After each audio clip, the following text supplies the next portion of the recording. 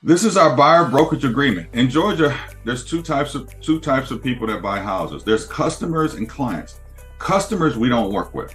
We only work with clients. And how you become a client is we have a buyer brokerage agreement, and it talks about what we're obligated to do for you. It talks about our fee here is 3.5%. We also have an administrative fee, and 0.5% goes to our broker that's paid by the seller at closing, right? Paid by the seller at closing. And then we have a protection period of 90 days.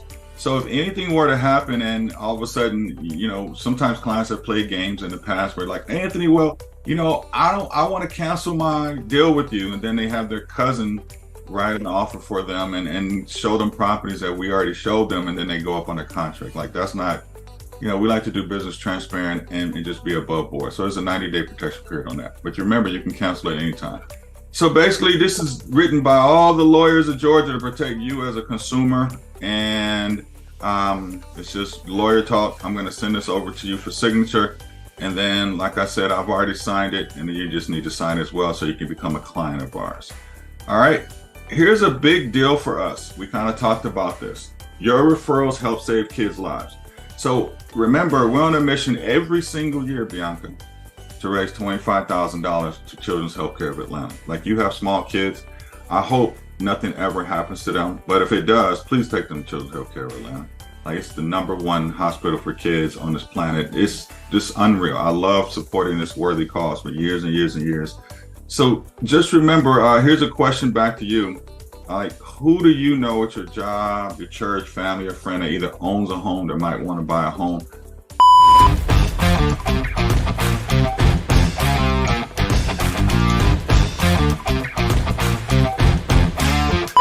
I just want you to, when I send you, to just look in your cell phone and just give us 3 names of people we can help.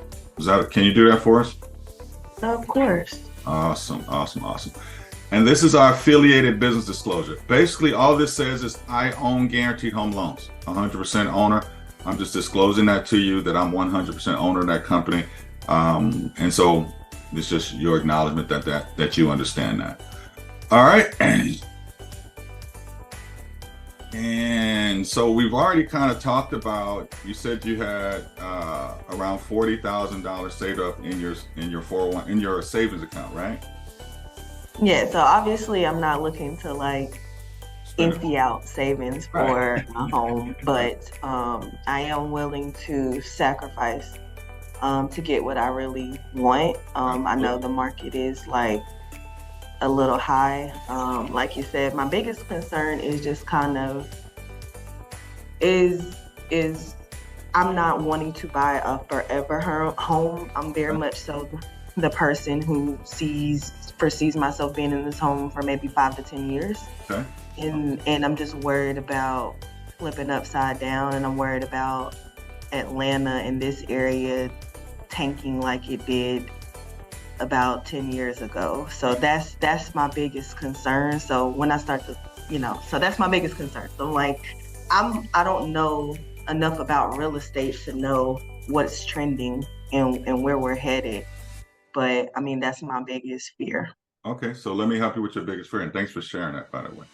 So when in 08, 09 is the market you're talking about when everything went under, right?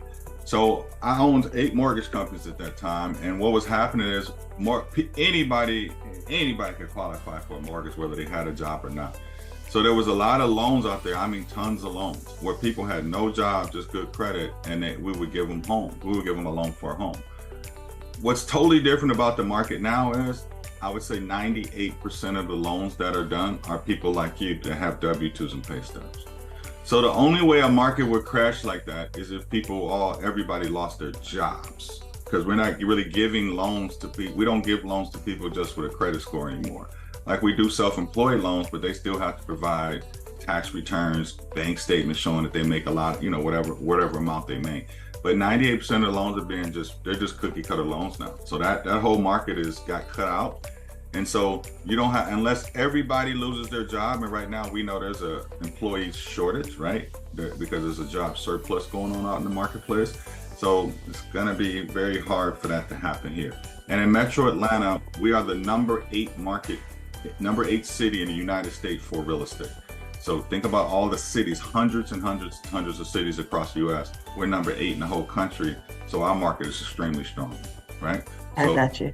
yeah. So my biggest Yeah, go ahead. concern is like, not my biggest concern, but like another thing with that would be, I guess I was thinking of, because I have like friends, and stuff, and like a lot of them, their homes are foreclosing because of the increased price, or so it's allowing, taxes and stuff like that to go up. So they Mhm. can't really afford, especially if they have multiple homes, the increased mortgage payments, right? So I'm like, should I wait for a year and try to see if they're gonna begin to foreclose? Because so that's where I'm at. So I'm still 50% at wanting to know, should I go forward now? Should I wait a year? So let me Should I answer, wait?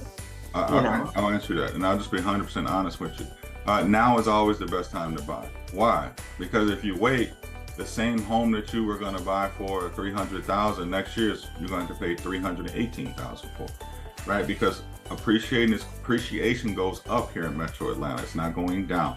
There's too many people moving here. Your friends that may be facing foreclosure because they got overextended buying multiple homes, like you don't really know their personal financial situation, why that happens. But it doesn't happen where you have a house and all of a sudden your taxes get doubled. Like that doesn't happen, right? And people will be going crazy out here in the marketplace if that happens. It may incrementally go up, and you can always write letters to have them reassess your properties, whatever. But pretty much whatever you're buying is, I mean, I've lived in this home that I'm in since 2009.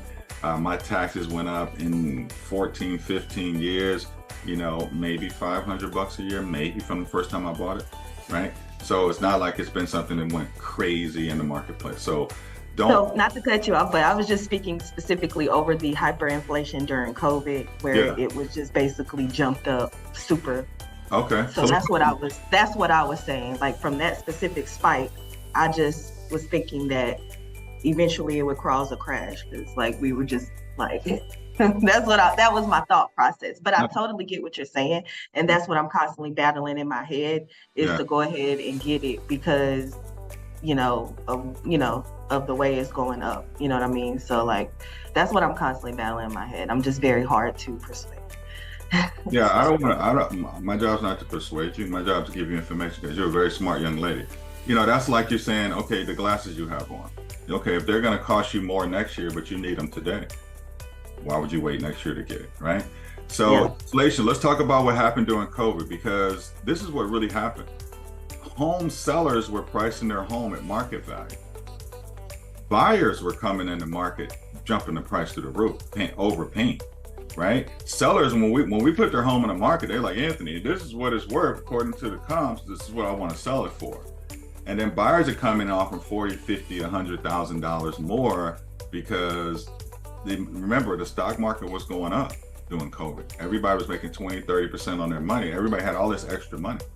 And a lot of out-of-state buyers coming here and buy a house $300,000 or $400,000 from California or New York or places like that. They're like, this is chump change.